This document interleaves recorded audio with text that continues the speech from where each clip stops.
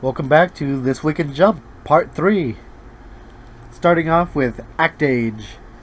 Well, K- she's introduced the idea of Riku. Yeah. She sees Riku like, oh, this guy's very popular. He's on the big screen, so obviously he's got to be pretty big, a pretty big actor. And then this is when she finds out that she's going to be working with Araya as well. Not just Chiyoko, but also Araya. Like, oh, did I forget to tell you that? Yeah, you forgot to tell me that. It's like, I worked with him for months on the plays. He knows how to push your buttons. It's like, oh, well, if you're scared to act with these guys, we can still back out if you'd like. But it's exciting. Yeah. She wants to, she's asked again, how good of an actress do you think you are? It's like, okay, I want to find out. And Koriyama tells her that this is your counterpart, the guy she's been watching on the screen, Yeah. Riku. Yeah, so like, oh, this super popular dude, okay. So they all meet and they're getting a very small debriefing with Shinichi. Shinichi. That's his first name. You could also call him by his last name. Yeah, Shinichi's easier to remember. Sure hope I do it next week. So Shinichi is there talking with them, with Araya, Chiyoko, and Kei. Kei is just kind of looking very aloof, but the other two are very focused on the business side of things. Like we're here to portray these roles. We're going to do it well. I don't care if it sells well. I'm going to do my job to make sure this is portrayed correctly. I did find it a stab at Chiyoko and Araya because he dubbed them the B team, and Yonagi and Riku are A team. Like, wow. Like, really wants to light a fire under them. Yeah. Chiyoko for being B instead of A, then they both the say expectations of A, like, and both together, they say, when do we get the script? Yes. Like, they're ready for this. Like, oh, like, Yanagi, Kei, just like, oh, we're still working on that, and the director, like, what are you doing here? Like, oh, I'm the producer. I'm the producer. Nobody told me that. Like, I don't like you. Like, is that a problem? Like, I don't like you. And he just lets out a single tear stream. Like, oh, like, I thought this was gonna make you happy. Look at what you did. Like, you made him cry. Like, this is my fault. And that's called full calculated. Yeah, full panic mode. He did it on purpose. It was all calculated. Absolutely. But there's still... I know. It comes off. We'll make it... Yeah. We'll make you feel bad for doing this. Like, they really are going to be competing here. A double emphasis portray. On outshining. Yeah. Mm-hmm. Yeah, so like, Kei was, still waiting for her partner Riku to show up, and he does. He picks her up, and has roses. And has a bouquet of roses for her. Like, oh, you're Shinjuku girl. Like, you're a lot lighter than I expected. Are you eating enough? Kind of like a big brother kind of way. It's like, like, are you eating enough? Like, you're gonna get sick if you don't eat enough. As a sign for our partnership, gets in close like he's going to kiss her, and then he's like, "Wait a minute, how old are you?" I'll be a third year next year. Like, okay, I don't need. Like, I'll be taking those roses back. I'll give you one. Like, huh? It's kind of like the ceremony where, like, coming of age kind of thing for little kids. Don't worry, I'll make a woman out of you. Yeah.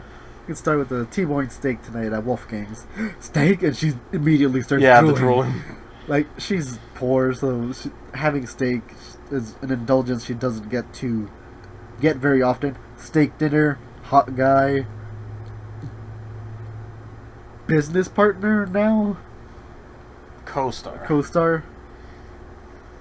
Like, but this is great because the easiest way to get to know someone, to bond with someone, is over food. Like civilizations have done that for so long. There's a reason we why have people go out rituals. on dates and they go to restaurants. It's a ritual we do socially every now and again, and that's just accepted.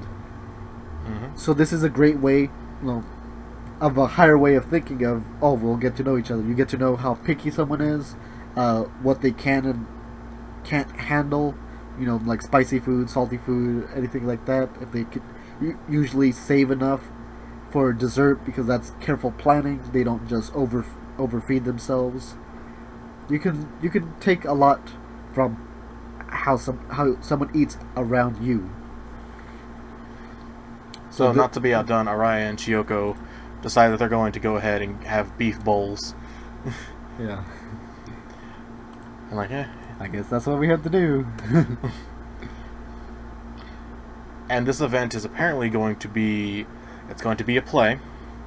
It's going to be streamed online and in movie theaters, and it's going to be like a huge lavish production, probably the biggest one ever done in Japan. And they're currently having rehearsals and auditions. Sorry, just auditions, not rehearsals. I think you do have some people, some previous directors in the screen. Right. I believe he was. Yeah, you have some actors from before. And I think, actors from before. It's pretty cool. Pretty cool. Make this a great show. And at the end, Yonagi apologizes. Yeah, we will make it a good show. Thank you. And she has a cool shirt. It just says Komodo Dragon. It's a derpy looking Komodo Dragon head. Most of her, casual wear is derpy or dorky. Yeah. So it works. Alrighty. Next, we have the first chapter of a new series, Double Taisei. The first, single color page. What do you think after reading that? What does your mind think? I think one of the babies was not born well, died at childbirth, and the other inherited both personalities. Same body, different souls. So it starts off with some kid on a guitar just playing openly for everyone else. He actually busts his string. Yeah, by making it a little bit too tight. I can relate. Done that before. So this drunk guy is just walking around and it's like, huh, you look kind of familiar, little kid. The Shogi Prodigy. Shogi Prodigy. It's 14-year-old Taisei Tendo. Character name right then there, 14 years old. We learned so much. I'm in the paper. I thought I'd be the first one to be famous. He's crying tears of joy, for sure, and frustration. Yeah, it's like a complicated emotion. Yeah, but even at your school is posting that you're a prodigy. Okay. Well, it's a very highfalutin school. The attire that they're wearing, very proper. Yes. It's probably very expensive to go there. It looks like more of an academy. It does look like it has religious affiliations to it as well. I'm not quite sure. It does have a lot of cross imagery. Yeah, I was gonna say that. I could see that. But we're introduced to Kanade,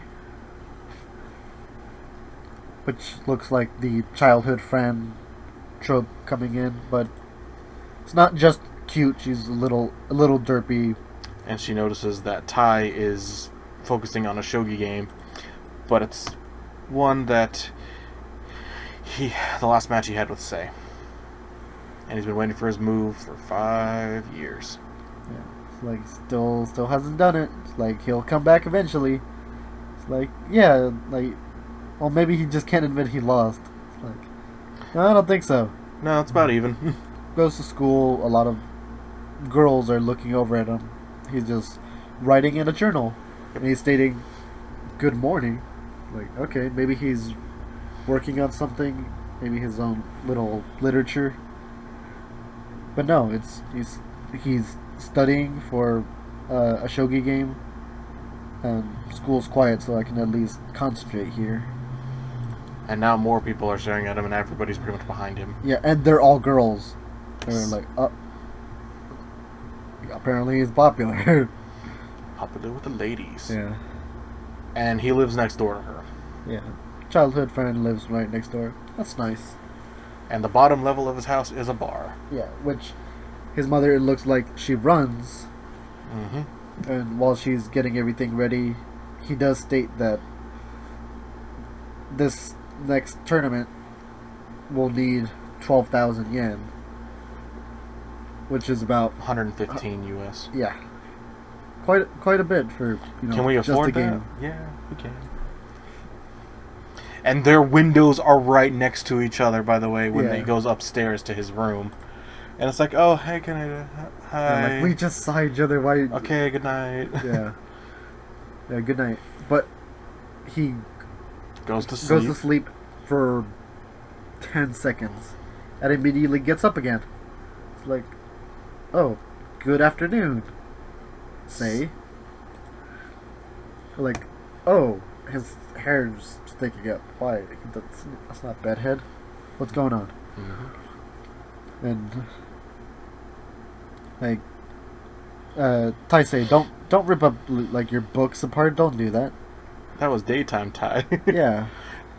Because we have a brief This is flashback of the nighttime past. say right now. It's like, huh? His mom is getting mad and then trying to understand, but the childhood friend is able to describe what's really going on.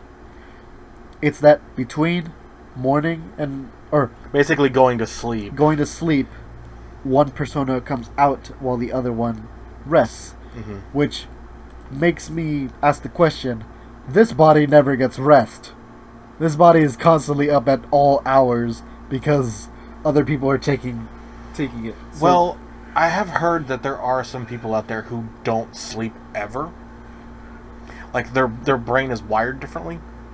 So it theoretically, if you were able to do that, you could have like half of your brain asleep and the other half is active. So you would feel like you weren't groggy. I'm not sure if that'll work because like there's a lot of like Guinness records for how long someone has stayed awake, as well as just other records that do that. The longest someone has been awake, I believe, is 13 days, and that person started hallucinating after like 7, and it was going crazy. 11 days. I was close. But longest someone has been recorded staying awake is 11 days. These are 14-year-old boys that Have been doing this for years. 14 years. And his mom trying to rationalize this. It's like, oh, I have one more kid. Like, I'm so excited. Like, oh, this is the way that they can talk to each other. Like, don't rip this up, but write to each other. Like, write in your notebooks. And that's why we saw earlier that they had notebooks. Mm-hmm. And they number them. They're on 133 full of text to each other. Literal text to each other. Yep. And say, because in the evening, he's trying to be, or not trying to be, he is rambunctious and is trying to get his music career up and running. So he's going to go do that. But he's stopped by Kaede because there's a shoji board there. Like, oh, I want to practice. Like, you can help me. You used to be so good. And then we see a flashback of when Tai was competing in the tournament and won in the National Youth Shogi Tournament final match. Mm-hmm. He's holding up the little picture, and I guess somehow Sei came out and was like, they took a nap. yeah, it's Maybe. like, so, and then he sees the shogi board set up, and then he starts to play, and then he lays down his first piece, and then they're tearing down the set to start the next thing, and he's crying because nobody's there to play with him. He's like, everyone has their place, but this isn't mine. Yeah. So he invites her out to go with him to go his see place. my place. Yeah. And he's not a very good musician. No. He has fans. Yeah, and they come to listen to him. Like, oh, a cop's coming at us. Like, Like, you need to play louder. Like, more youth need to be loud nowadays. Like, oh, he's a fan. He's got the Japan Rising Sun on his fans. Like, he's a fan as well. Like, and, you know, One of his friends asks Kennedy how he is and how he used to be, and has he always been like this? And she tells him that as a kid he was good at shogi, and that maybe this is what he's gonna do for now. And they both say for now, because apparently he's hopped around from different thing to different thing for like the last 5 years after he stopped playing shogi. yeah, he's, trying to find his space. He tried being a pianist. He tried to be a mangaka. He tried being a YouTuber. Huh. Know those feels? Like, he's been trying a lot of different things. But nothing's really stuck. Mm-hmm. And Kaneda is heading home, and she's in a really sketchy part of town. Mm-hmm. Like, why'd you go this way? And then there are these guys who spot her on their camera Hoodlums. recording. Mm-hmm. And they refer to themselves as the Getters. And so in this episode, they're going to pay for her underwear. Yeah. Like, come on, like, it's okay. Like, we'll pay you. Like, just take the money. So what color are you wearing? And bonk! Here comes the bard! Attacking with his musical instrument. No. In most cases, guitars are not made for hitting stuff. I could see this thing easily being smashed into pieces from one hit. It doesn't, though. Good True. for them. But Yeah. Sei gets beaten. Yeah, he's not a fighter as well. Maybe that's another thing he was trying out, but he's not a fighter. But he was able to protect her. So his guitar is smashed to pieces. Yeah, and they have, Sei has a unique relationship with the childhood friend as well as Tai, because he rubs her face trying to, console her, then pinches her like cheek and extends it. It's like, ow. Like, it's okay. It's okay that the guitar is broken. You don't need to try to fix it. I might be done with it. Like, I'm just bored. I'm trying to find where I belong. Like, and I kind of just wish I could see the sun in the sky. And then obviously the next day, since he was beaten to a pulp, Tai's body when he goes to the tournament is bruised, and he has an eye patch. Yeah. Or his eyes covered. And he's late. So I'm like, he's late, huh? Like, why is he hurt? Like, And thus the game begins. yeah, and a full 2 pages in the journal just say sorry. But he's always, Sei is always careful not to injure his playing hand. Mm-hmm. Because that hand rightfully is Tai's. So we see that he's having a little bit of trouble. He's actually sweating because he's trying to not lose consciousness. And apparently I guess they took him to a hospital because it looks like a hospital bed. Mm-hmm. And they released him, and he stumbled as he got up. Mm-hmm. And he's like, oh no. Kennedy's like, oh crap, he's losing consciousness. Mm-hmm. And fortunately, the pro games last longer than go into the night. I'm guessing this is one of those instances. Mm-hmm. And he actually falls asleep. And his opponent's like, come on, just play. Yeah, move your next piece. As Tai's losing consciousness, he mentions that he rhetorically asks in his head, say, do you remember how fun shogi is?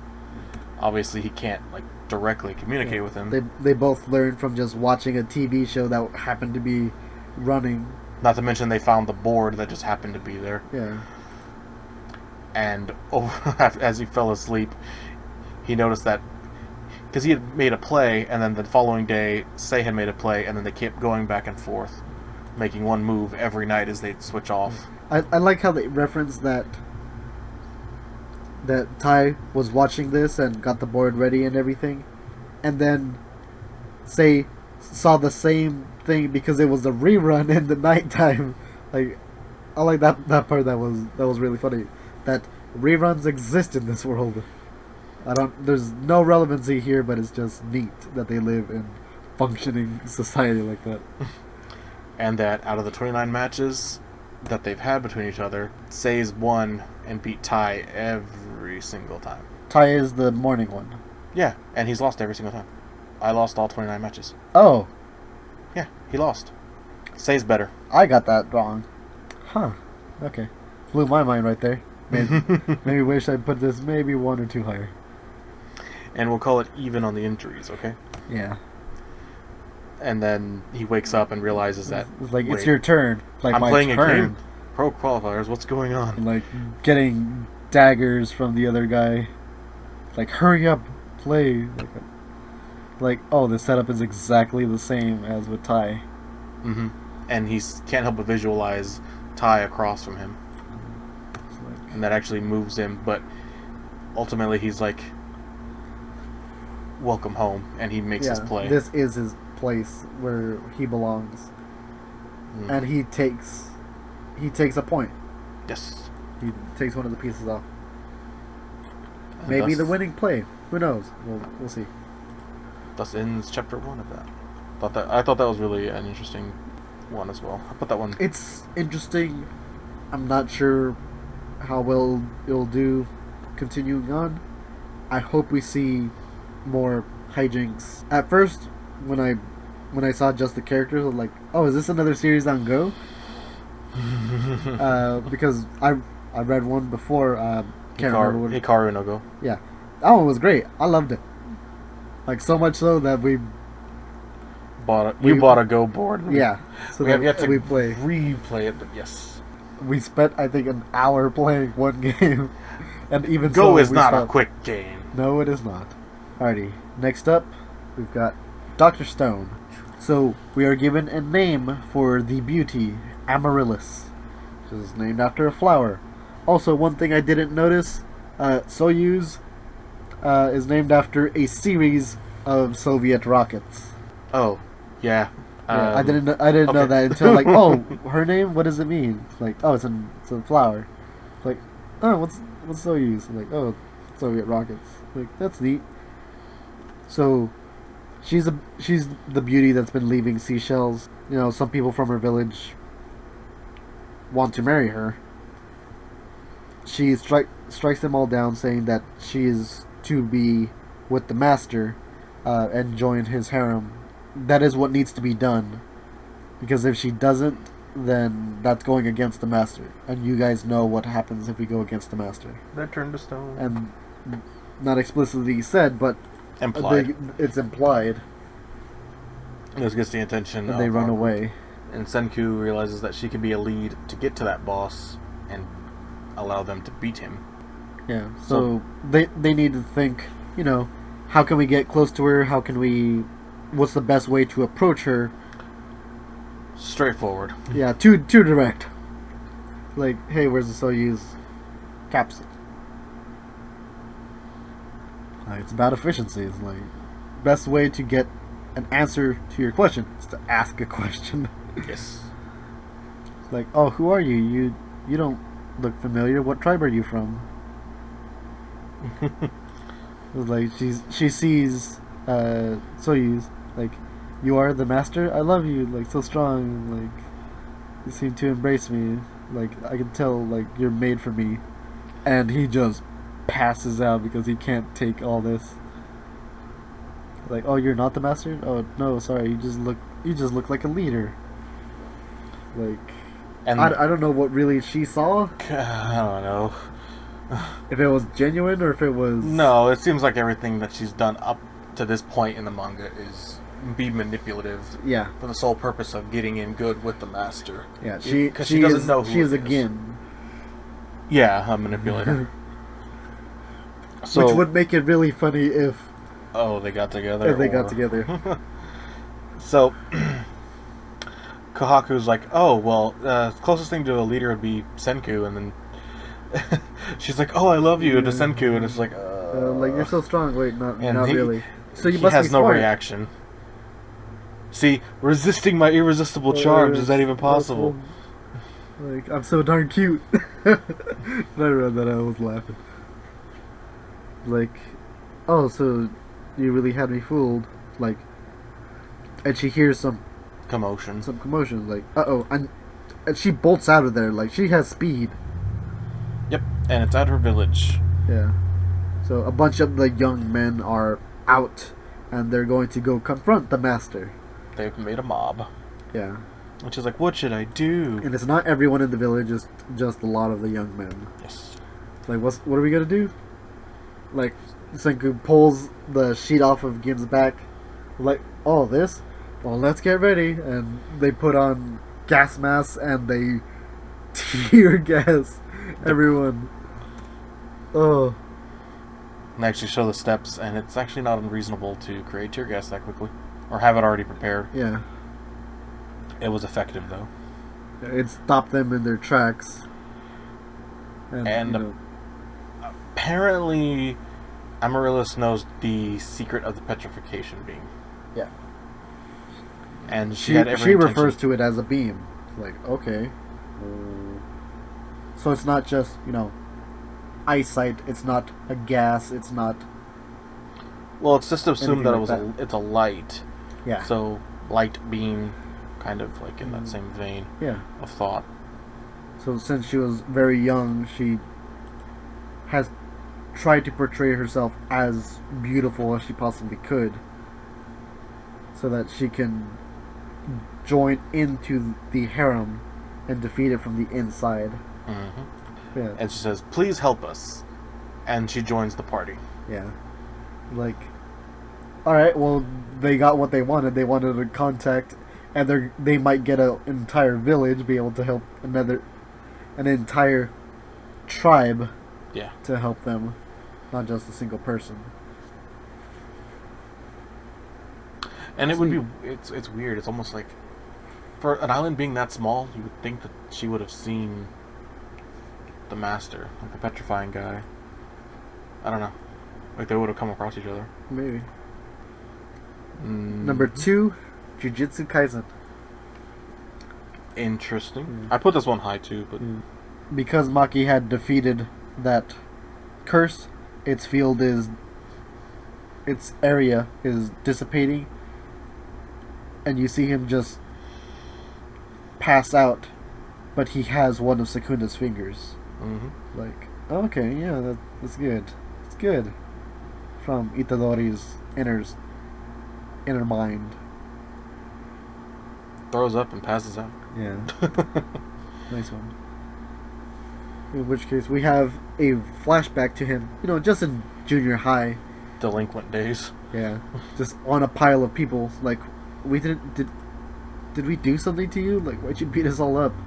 And he gets yelled at by maybe a teacher or something. I think it's the faculty member from before. Oh, could be. Sorry. The faculty member from before that was the old man who recognized him. Yeah, could be. Then you have some nerds or some geeks saying that they're finally going to rise up against the bullies and stuff. But even them, the way that they're going about it is still very weak, very beta-ish. Yeah, Megumi. Megumi sees his sister. It's like, stop picking fights. You're not my mom. Throws apple juice. Yeah, like, oh, I didn't mean for that to open up. Which I'm still not sure if that's supposed to be intentional. Like, I didn't mean for that to open up. She's being serious or not. Or if it's, I'm sorry. I didn't mean for that to actually open up. It's hard to tell. I like both. So, they're apparently siblings by law, but their parents only married very briefly. Yeah. But because of that, Megumi was to join in this family as well as into the whole sorcery deal. Yeah, as per Gojo telling him that. Yeah. I don't like past Gojo. Well, he's I like Scarf Gojo. well, he thought he was cool. Yeah, then. Jujutsu sorcerers. How stupid. Mhm. With his main, no, example of that being Gojo. Yeah, okay, yeah. Jujutsu sorcerers stupid. Yeah, I get it. I get it. So this happened to be the same day that. Ooh. Excuse me, that she got cursed because she went under the bridge with her friends that day. Yeah.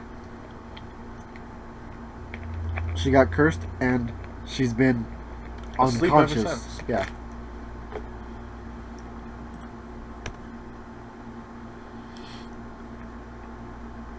Yeah. So he has to find a way to break her of that. Mm-hmm.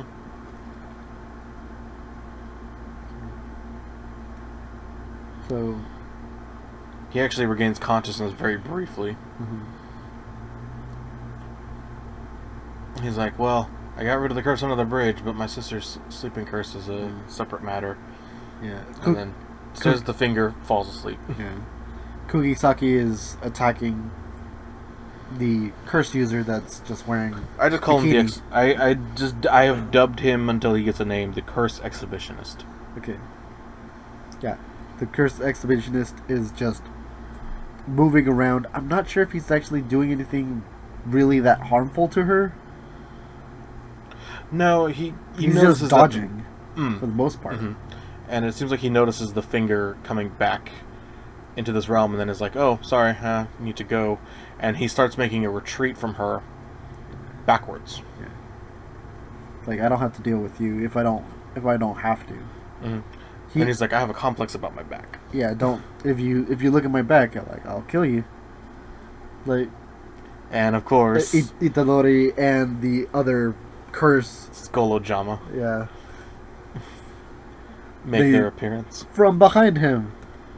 You locked, and his back is horrifying. It's two giant eyes that are bleeding into a mouth. Yeah, grotesque mouth. Yeah. And they're like, we're sorry. That's the worst tramp stamp I've ever seen. And the mouth would be a tramp stamp. It's disgusting. It's like two piercing eyes on your but back. Itadori and the Ojama curse are profusely apologizing. Yeah, strangely both apologizing and just being acting kind of like comrades for some reason. But it's like why are you dressed like that if you don't want people to see your back? It gets stuffy. Because when he's mad, or maybe when he activates it, he activates his supreme rot technique, Wing King. And he's a wasp. And it's also the wings come out of its eyes like winking. And the other wings come out of its nose. Yeah. Wasps usually have a stinger or something. I don't want to know where it comes out. We'll just we'll wait for. We'll assume that that's not something that. I doubt it, but it'll come out of his foot. There we go. All right, problem solved. Okay. Well, that only leaves one other title. Yep. Food Wars, Shokugeki no Soma. Chapter 311. The bookmaster still really doesn't want to try his food. True. But to be fair, she will ask that the food be brought to her, the fried rice be brought to her, but make sure you bring a bucket as well. Yep. So she can. Such an insult. So just in case, or for when I try it and hate it, I'm going to throw up. Mm-hmm. And not be a mess, because classy throw up. Yeah, so there's not a lot of fragrance that is really coming out, so it doesn't have the initial impact. But everyone else looking closer, you can see that they're entranced by what they're eating. And they had a bigger So much reaction. more. So the bookmaster tries it. Like, I wonder what's gonna make me throw up. But she bites into it, and the moment you put it in your mouth, like, you can feel everything dissolving and exploding. Like, it's giving her so much flavor. She's not immediately throwing up. Yet it had hardly any aroma, or so they thought. But in reality, it has a coating on it that encapsulates it. Yeah, that makes it like taking Advil capsules that are full course meals inside of it. Which would be awesome rather than the blue gook that are inside regular like NyQuil tablets. But this is done with the rice. Egg coating. Yes, it's the odorless fried rice. The egg coating that is making it similar to omu rice, with the egg yolk holding all the flavor and aroma inside. So each individual little grain of rice that's been puffed up has the coated. texture and flavor of like an omu rice.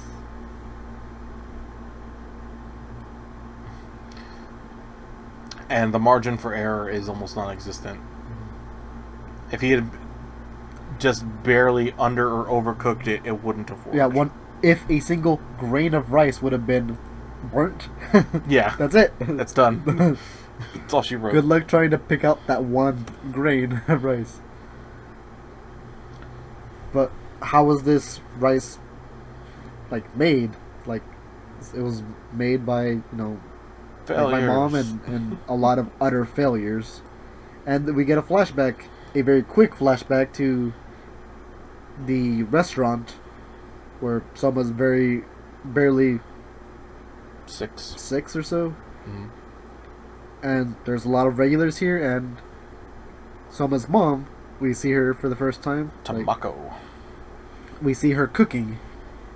And her cooking is... She couldn't cook for her life. She was mainly there for, the appeal of a female being there. But she also tried to cook. It was very hit or miss. Yeah. You also see that Yukihira resembles her more in appearance and then in attitude. Absolutely. And even his failures... And she doesn't know she makes why the it's same wrong. pose. Yeah. She doesn't know why it's wrong. Like, maybe I shouldn't try it with this. But apparently parts of her dish are really good, so she does know how to cook, just never got like the proportions correct or got the timing. And every time you ask her for something, it's a gamble. Because some guy gambled last month with the fried rice, and it was the best fried rice he's ever had. It was fantastic. Like, yeah, she's pretty good with the fried rice. Like, it's a higher percentage. So, like, you know what, you guys are being super nice, and like buying a lot of beers. You know what, I'll make you guys all fried rice. It was god awful. They hated it. Well, they did not. They just said it was gross.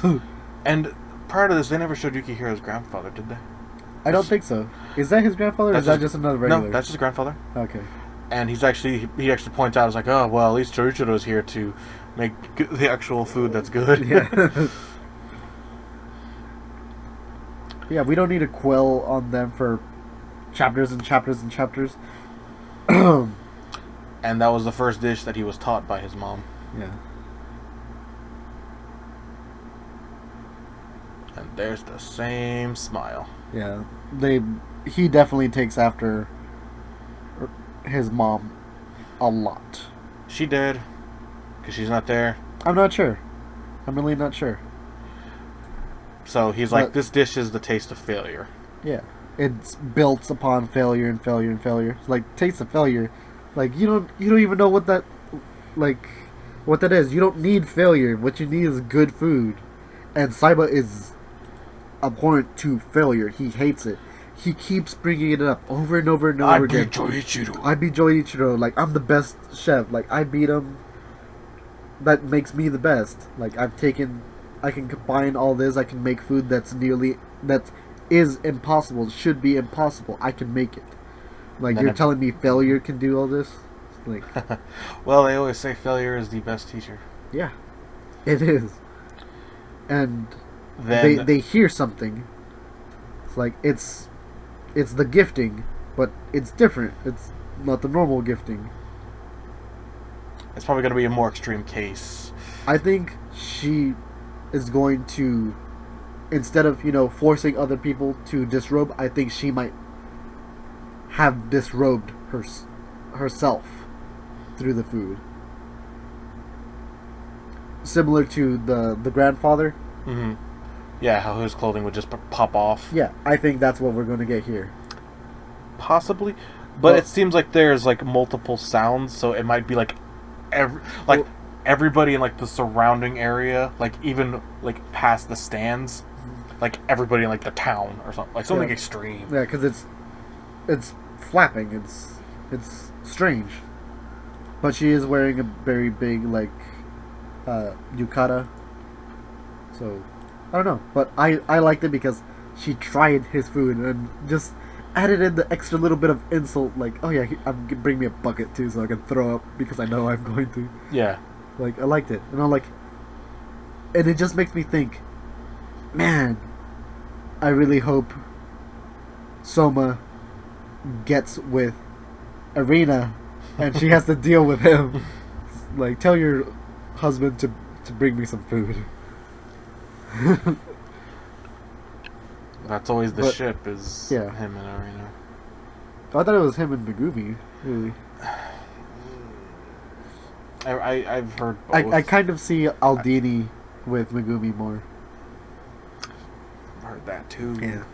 But anyways, we'll leave our ships for later. This ship has got to go. So that'll wrap up This Week in Jump, number 14. Later.